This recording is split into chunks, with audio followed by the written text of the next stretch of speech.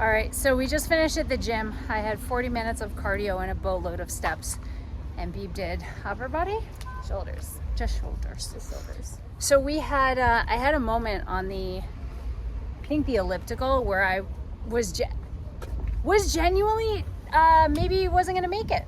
Like, was gonna have to low blood sugar, all that stuff. My coach actually had a blog earlier this week where he said he was at his son's football scrimmage and his wife literally had to hold him up. Also for the same reason, except he's depleting much harder than I am.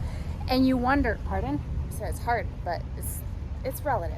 Right. So, guys, 97% of you might not understand why this is happening. And I'm not saying that in a derogatory way or a patronizing way, or have no desire whatsoever to diet or train this hard. What this is about, and the reason we put our bodies through this, is because passion. Would you agree? Yeah. Yeah. This isn't because it's got nothing to do with aesthetics or thin or muscular, or literally nothing but love of the game. Same reason football players will put themselves through having, 300-pound guys charge at them.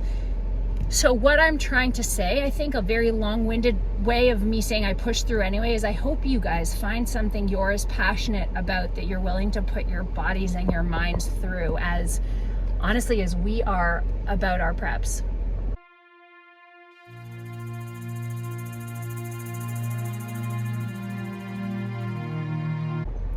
The other thing I realized as I was on the elliptical and was just listening to my body and feel it move, is that this morning we had really intense physio sessions. Like, this woman who's maybe 5'1", 5'2", 110 pounds, throws her body weight in all sorts of ways using leverages and physics. This is my arm right now.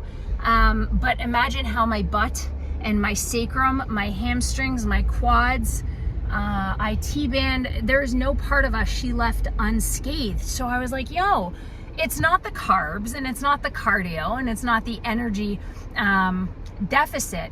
It's the fact that a 5'1" woman, essentially body slammed me for 60 minutes this morning. So I gave myself a little bit of patience and grace today.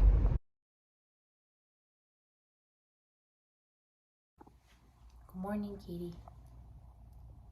So I woke up today at a new low, which is amazing because we didn't get great sleep. We went to a burlesque show until about 11, and by the time we got to bed, it was maybe 12, so 6 hours and a half, which isn't a lot for either of us. And the other thing is, and this is TMI, but you're on YouTube, which means you ask for extra content. I didn't go to the bathroom at all yesterday. And I asked Katie if that was normal, and she said, yeah. Because again, when you're in prep and you're this close to a show, there isn't a lot of food volume, right? So it's not even a matter of how much fiber you're eating or how much water you're drinking. There isn't enough bulk in your stomach to push waste out. So we're gonna try and rectify that situation today. But other than that, what do we have planned? Oh, you're gonna take your pants off. No, I wasn't. Okay. Would you say lots of work? Yeah. Okay, we have lots of work. I have to do lower body in 10 minutes of cardio and 15,000 steps. And I think that's it. So this is a list of peak week grocery haul items. I was actually really excited to get my peak week plan early from my coach. And you guys know me, I'm a Virgo, I'm a planner, I'm OCD. So he sent it, I believe it was on Tuesday. Yeah, it was on Tuesday night.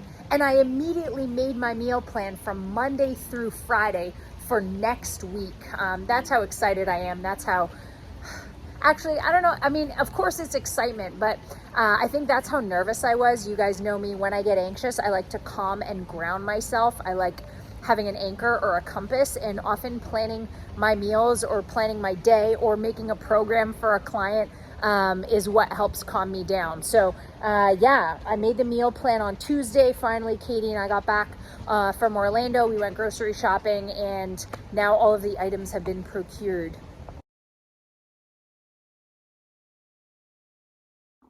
It's Saturday. What? Good morning. Good morning.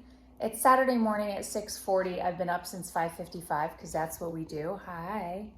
Oh, because baby Fran woke you up. Also because baby Fran's tip-tapping outside our door woke us up. So officially 1 week out today. So at this time next week, we will wake up in Georgia. I will have fake tan on. Katie will be starting to get my makeup and hair ready. Right, but where am I going with this? I was about to just make my breakfast and have coffee, and I was thinking of getting Starbucks, and Katie said, you should definitely get it because it is that point in prep where you need to just start treating yourself, because the truth is everything sucks. It's totally, at this point, it's like little things like buying yourself a Starbucks versus making it at home that make worlds of a difference. To your mood, because again, it's fading fast.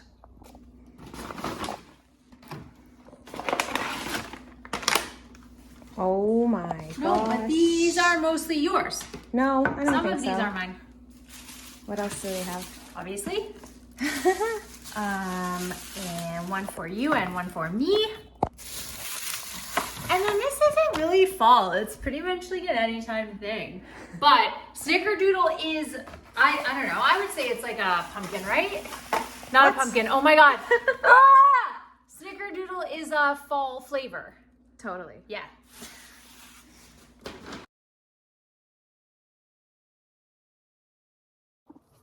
So a little under a week out. The hunger last night, I would say hunger last night, yesterday in general, was like a 7 or 8 out of 10. It was pretty bad. I moved my meals to all be earlier in the day so that we could go out with friends. And so by the time we got home, which was like 9:30, and typically the time I'd be in bed, I was starving, because instead of having my last meal at like 7:30 or 8, I had it around 7. And even that half hour makes a difference. But today we don't have a lot going on. Katie is actually posing in the other room. She's taking progress photos for her coach. I do mine on Mondays. We're going to have breakfast. And then I think it's just going to be a slow morning. I'm going to do my Sunday sermon with my group. We're meeting a friend at 3:30, but I'm pretty sure it's just like it's a Jamie Katie day. All right, another quick video. There are a lot of competitors, and if you're watching this, whether you compete or not, let me educate you just a little bit. There are a lot of competitors who will like plan out in advance all of the things they're going to eat after the show, whether it's a food group or a particular restaurant or something like that. This is what we call food focus, and it's not great. And of course it's understandable because, you know, you've been in a diet in a very high calorie surplus. So your body's like craving a whole bunch of stuff. But to me, that doesn't help you enjoy the process. And my coach also doesn't encourage me to do that at all. He said, you know, one show at a time, one day at a time, one meal at a time, one workout at a time. But the best part, and guys, if you are my client and you're watching this, you already know, this is a pumpkin spice bagel from Trader Joe's with speculoos cookie butter. Oh, and I just finished half of the pumpkin cinnamon roll. The best part of macros is that you can eat whatever you want. Am I having a bagel? Yeah. Could I be having, you know, broccoli or fruit? Also, yeah. But this way, by having a bagel with speculoos cookie butter on it, I don't have to be food focused, because if there's something I'm craving, I can make it work, which will then probably not, like, I won't binge after the show. I won't be white knuckling anything so hard, like, man, I'm just craving a bagel. And then finally, after the show comes and goes, I eat 6 at a time because I didn't allow myself any during prep. And I think that's so important, you know, that anyone's diet, not just in contest prep, but anyone's diet is flexible.